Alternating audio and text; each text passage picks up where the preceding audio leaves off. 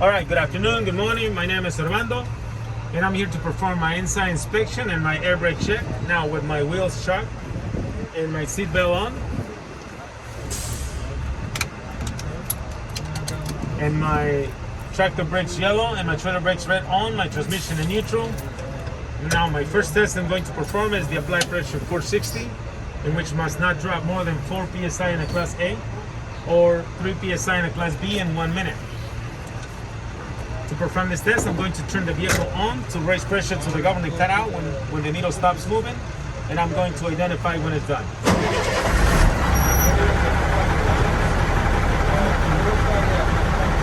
Now, to speed up this process, I'm going to assist the air compressor by accelerating without exceeding 1500 RPMs.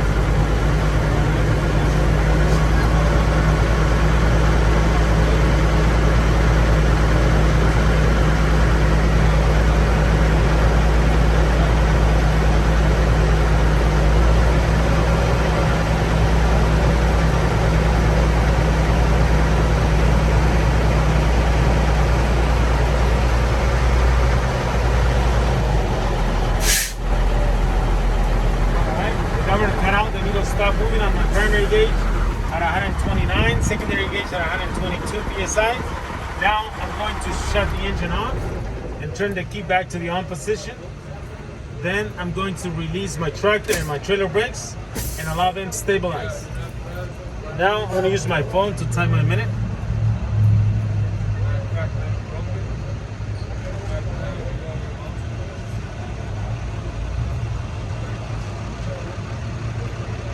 Okay, so set the timer. All right. Now I'm going to press the brake pedal to the floor and hold firmly, and then read the PSI on each gauge. Now my primary gauge reads 107 PSI. My secondary gauge reads 105 PSI. Now my 60 seconds starts now.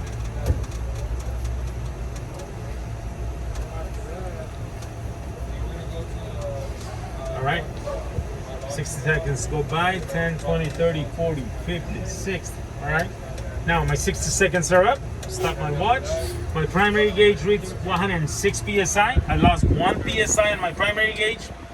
My secondary gauge still at 105 psi, so I lost 0 psi on my secondary gauge, indicating the distance is good because I didn't lose more than 4 psi in 60 seconds. Now I'm going to perform my low air warning device. My low air warning device should activate no lower than 55 psi. To perform this test, I'm going to lower the pressure by pumping on the brakes until I hear an alarm, see a light, or both.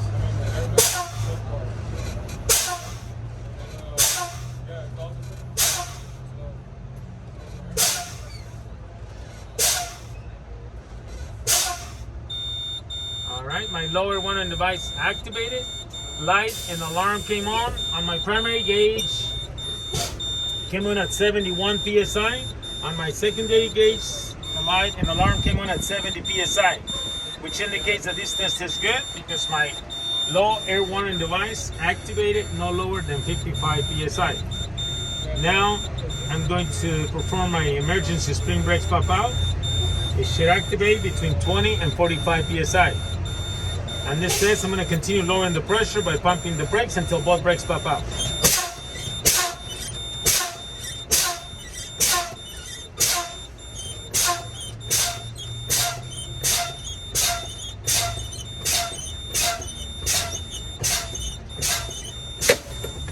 All right, as you can see, my both brakes pop out.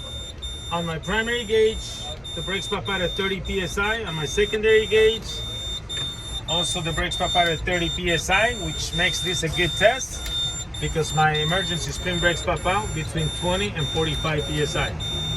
Now I will continue by stepping outside the vehicle and unchuck my wheels. So pretending going outside, chuck my wheels, come back in, put my seatbelt on, and continue with my safe start. Now my safe start consists in close the initial key, check and make sure my tractor and my trailer brakes are set, make sure my transmission is in neutral. Now I'm going to go ahead and start the engine.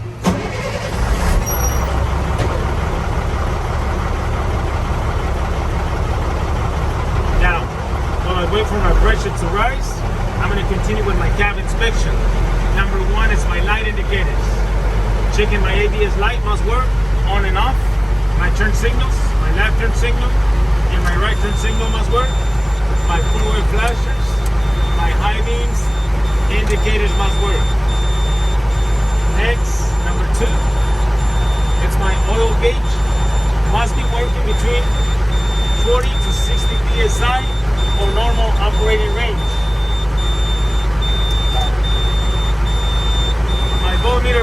My temperature must work between 180 to 190 degrees for a normal operating range. My voltmeter must work between 12 and 14 volts.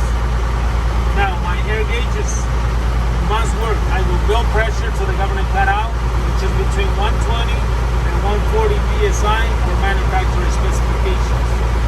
Now, checking on my heater and my defroster must work properly. Now, checking my horns, make sure my both horns work. This is my electric and this is my air. Now, checking on my mirrors, make sure my both mirrors are clean and adjusted properly from the inside. Also checking my windshield and my rear window, make sure there's no illegal stickers, obstructions, or damage. Wipers and washers, make sure the arms and blades are secure, not damaged. They operate smoothly. Now the washer must work. Next, checking on my emergency equipment, which consists in at least 3 items. Spare electrical fuses are located on the overhead compartment. Now 3 reflector red triangles are located under the passenger seat. And the fire extinguisher is properly charged and it's securely mounted and is located under the driver's seat. Now checking my safety belt, make sure it's securely mounted, adjust and latches properly and it's not ripped or frayed. Next, I will continue with my brake test. With my engine on, my governor cut out, needle stop moving, my tractor and the trailer brakes are set, and my transmission in first gear. Now, I'm going to test my tractor brakes yellow by releasing my trailer brakes and slowly move the vehicle forward. So I will engage the clutch. As you can see, the vehicle did not move, indicating that the tractor brake is functioning. Now I'm going to test my trailer brakes. So I'm going to apply my trailer brakes and release my tractor brakes and slowly move the vehicle forward. As you can see, again, the vehicle did not move, indicating that my trailer brakes are functioning properly. Now I'm going to test the service brake pedal by releasing both tractor and trailer brakes. But for safety, I'm going to step on the brake pedal to avoid rolling back, rolling forward. Now I'm going to release both tractor and trailer brakes and moving the vehicle forward slowly at 5 miles per hour, and then I'm going to apply the brakes. So again, pretending going forward, may not get anywhere. Apply the brakes. As I apply the brakes, the vehicle stopped and did not pull to either side, which indicates that the alignment and the service brake pedal is functioning properly. Now, to finalize this test, and for safety, I'm going to apply my tractor and trailer brakes, putting my vehicle in neutral, shutting the engine off, and turn the key back to the on position. Now, at this point, I'd like to ask you, sir, would you please step outside for me? I need help checking my turn signals, my four-way flashers, my high beams, headlights, and brake lights. So checking my lights on the front of the vehicle as well as the back of the vehicle. Once we check the lights, this concludes the inside inspection.